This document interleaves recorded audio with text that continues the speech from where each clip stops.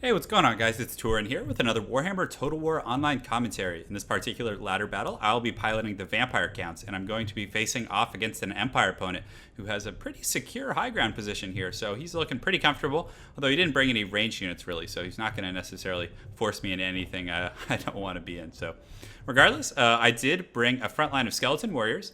So these are just the basic shielded skeletons. Again, the Empire usually doesn't have massive frontline infantry, so I decided to opt out of the ones that have the anti-large capabilities, because again, all you really need is the shielded for them to get in and kind of take the initial shock of these. Well, I guess there's not really initial shock, but to take the brunt of the spearmen and the front line, and he also does have 2 warrior priests, so they'll make pretty good fodder for those guys. And Empire usually does bring handgunners or different missile units, so it's a pretty good investment to bring the shielded skeletons as opposed to the zombies who can get torn to shreds. But the zombies are also quite a bit slower with 23 run speed to 31, so the skeletons do a little bit of a better job at keeping up with your main force. So I also have Graveguard, armored and shielded. Again, Empire usually does bring missile attacks, so it's a pretty good investment. And regardless, I think their higher melee defense and other base stats are quite good. Although Graveguard, if you can mix them up and bring the armored and shielded version, and then also bring some great weapon Graveguards, it's pretty good against Empire because most of their troops are do have some sort of base armor, and in that regard, the armor piercing isn't going to be bad, especially against great swords or those type of units. But he actually didn't bring any of those either. Definitely a very anti-large army. So you got the spearmen, you got the halberdiers, those type of things. So in the back here, I brought Cryptors. Again, these are the best shock units that the Vampire Counts can use to follow up in the front line. Not necessarily in the flanks, but they're monsters, and they do a very good job at pathing through units. So for example, if I engage in the front line with these skeletons and these Graveguards, I can kind of just engage the Cryptors right through them, and they'll usually run through your units and get a pretty good engage, even if it's like clustered and kind of chaotic. So I'm a big fan of those guys, and they're just strong, they trample, they have high weapon strength, just poison, all around a very, very good investment for how much you're spending on them. Then I have a White King here who has the double potions. Again, I like to use the White Kings to in the center line here to encourage, and I keep him there, and then I can fly around or ride around in this case with my Vampire Lord and harass with him while this guy holds down the front line. Something to note against Empire, you usually don't want to mount your Vampire Lord or other lords on flying units unless you're ready to match fire with fire. If you want to play that game, bring some Vargeist or other units to support them. But regardless, the Empire is really hard to deal with in the air. He did bring Karl Franz, but usually they'll bring a General of the Empire with potions. They'll have an Amber Wizard who can summon a Manticore. They'll have an Empire Captain, all kinds of flying nonsense. So I usually would suggest bringing your Vampire Lord on the ground, unless you really want to go fisticuffs in the air and invest very heavily in that. But on that same point, if you want to trade fisticuffs, I feel like the Empire has a slight advantage because not only because of the potion use across all of their units, but also because they have all these missile units on the ground usually. Handgunners that can fire up at you and really do devastating damage. So that's just my 2 cents. I also have Blood Knights. I really wanted to win the Cavalry Battle, so I brought these Blood Knights as well as these Hex Wraiths. And thankfully for me, this Amber Wizard, I guess he'll have like Flock of Doom and that type of thing, but these Blood Knights are so good against other cavalry. If you look at the charge bonus of 75 compared to the Reichsguard, who I believe have 62, so it's quite a bit more for these Blood Knights, and their combat stats are really good across the board. Not quite as heavily armored, but that initial shock of that charge, and then the follow-up with these Hex Wraiths, I think we'll be able to win the cavalry battle here, but we will soon find out.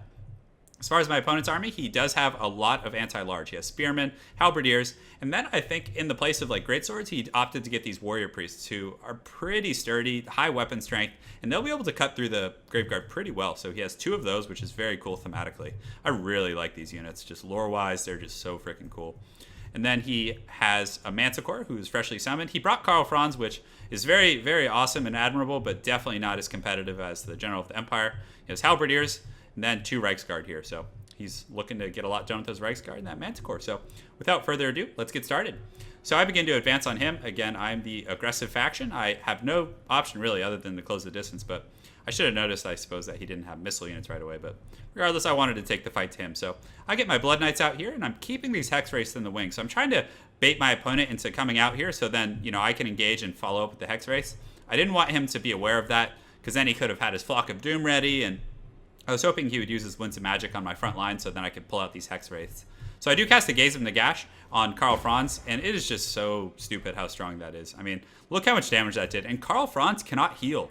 He is stuck at that life for the rest of the battle. That is a huge investment I mean, not a huge investment, but a huge, not accomplishment. I'm looking for the right word, but it's just so detrimental to him in the long run. And just for that little Winds of Magic, it is so overpowered. And I felt dirty doing it myself. But regardless, you got to take advantage of your strengths when you're in these competitive ladder games. So my opponent tries to match suit with the Amber Spear, and you guys can just see how much how much of a dud that was. So that worked out well for me.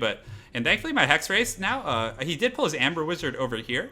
So I then pull these Hex Race out, feeling a little more confident, and I was looking to get a nice charge on these Reiksguard. So I go ahead and send the Skeleton Warriors up here in the front line. He does use Blood Roar, but that's not that big of a deal against against the Vampire counts. And they're going to get up here and just kind of tie these guys up, which is exactly what you want.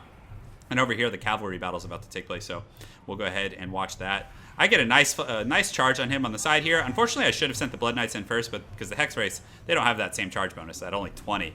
But thankfully, the Blood Knights do get in there and get a nice little charge. It's not the best, but regardless, I do tie him up here, and he's going to turn around and fight me here and get a nice little counter charge. But regardless, the Blood Knights do have anti-large, which is something they have over these Reiksguard who are anti-infantry. So I definitely have a huge cavalry advantage. In the front line, the Skeletons absorb the initial shock, and now you can see the Graveguard are able to, not Graveguard, excuse me, the Cryptors are able to get in, which is great, because most of these Spearmen are, you see that guy, he just actually kicked that Skeleton, that was awesome.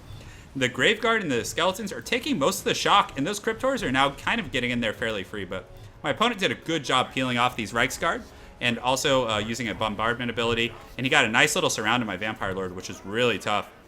So good job on his part. He got Karl Franz in there to do some nice damage.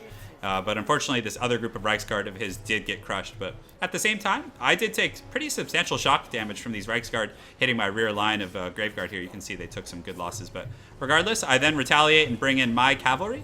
And they're doing pretty well. I mean, now that they're down and dirty, and the Hex Race do pretty well in sustained combat, especially if they're not being targeted by Winds of Magic.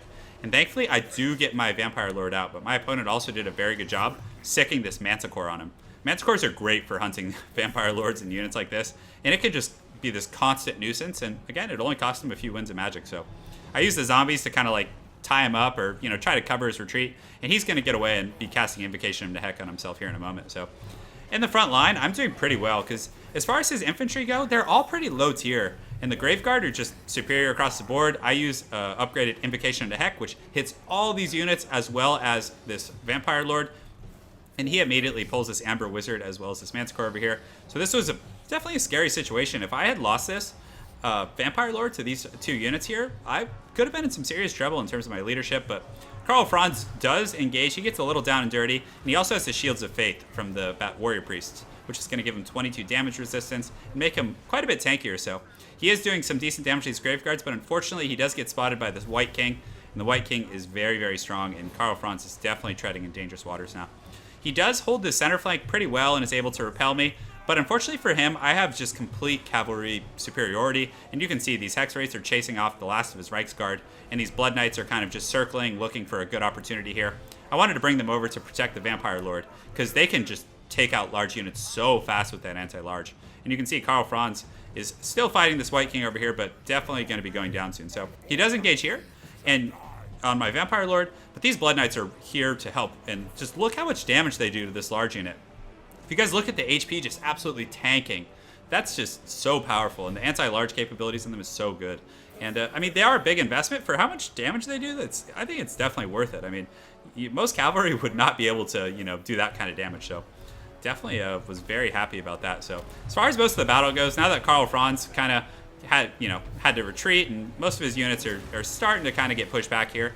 And the nice thing in these close battles is the vampire counts is that in the long attrition war, they're going to cause terror, and a lot of the Empire troops, especially the lower tier ones, are going to have trouble holding up to it. So he does have this warrior priest here who's just being awesome here, just slaying the undead, just very cool. But this is kind of his last pocket of resistance, and again, all of his routing units are being chased down by my Blood Knights and these Hex Wraiths, so he's not going to get those reinforcements that you can get in a lot of these battles. Thankfully for him, Karl Franz actually didn't fully break, and he's back, which provides his troops with that additional encouragement, and also he's not taking that big hit of your lord having fled or your lord having died. So he's continuing to use bombardment abilities on me, which I don't know if that was the best use. He probably should have been using them on these Hex Wraiths, because these guys are just going to generate a ton of value if they're left alone, and very, very hard to kill. So I think he kind of picks up on the desperation of the battle, and he lands Karl Franz in here to try and back up this warrior priest, and you can see both of those warrior priests are just slaying zombies in here, and oh, they're so cool. You know, I'd like to experiment with them a little bit. If you guys have had success with warrior priests and, you know, have felt they're good in certain matchups, let me know. I'd like to hear about your composition. So these Blood Knights then do come back, and there was some Reiksguard. These are the ones that ganked me earlier over here, but they are going to meet their end against this this Blood Knight and this Hex Wraith unit. So they definitely put up a fight. Very sturdy unit with that 120 armor. But regardless, I think they met the end of their day. So I immediately see Karl Franz, and I send my Blood Knights because they are anti-large. There's no better choice, you know, or target than to send them after Karl. And you guys saw how fast they took down that Amber Wizard. Just wait till they get on Karl Franz here, and they're going to do a ton of damage. And they're very fast also. They have 70 run speed. To Karl Franz is a little faster, but regardless, they did get tied up there. Karl Franz got tied up and eventually was put down by those Blood Knights who are just so good against the large units. So at that point, most of his units, just low-tier infantry, were fled the field. And, you know, I had a pretty strong presence over here. I had some Cryptors and other things left. So definitely a tough situation for my opponent. As far as the breakdown goes, the Skeletons did pretty good. I mean, they got up there, and, you know, it's not a good situation for these Spearmen to be wasting their time with these Skeletons. And, you know, the Warrior Priest actually did a pretty good job at cutting through them quickly. But you can see my Graveguard, aside from that center unit, that's where he had the two Warrior Priests who just beat down this unit. So that was very cool for him. And these Graveguards did pretty well. They were still fighting there at the end. The Cryptors, they kind of got demolished. My opponent did a really good job focusing them down, and I think that's largely due in part to how many Halberdiers he had with that anti-large. So they kind of got dumpstered a little bit, but the true MVPs of that game were the Blood Knights. You guys saw how powerful they were. They just outclassed those Reiksguard. Granted, I did get the superior charge, so perhaps if he had had a little better micro there in that really pitched battle, could have gone the other way. But regardless, it was still, they did very well for me. So this Warrior Priest did really awesome. I look forward to trying those guys. And of course, Davy Crockett did pretty good at chasing my Vampire Lord off. But thankfully, I just barely squeaked away and was able to get a good Invocation and a Hex. So definitely lucky on my part. So good game to Ghost X77. Look forward to seeing you again on Ladder. I just want to thank you guys for watching. Really appreciate the support, and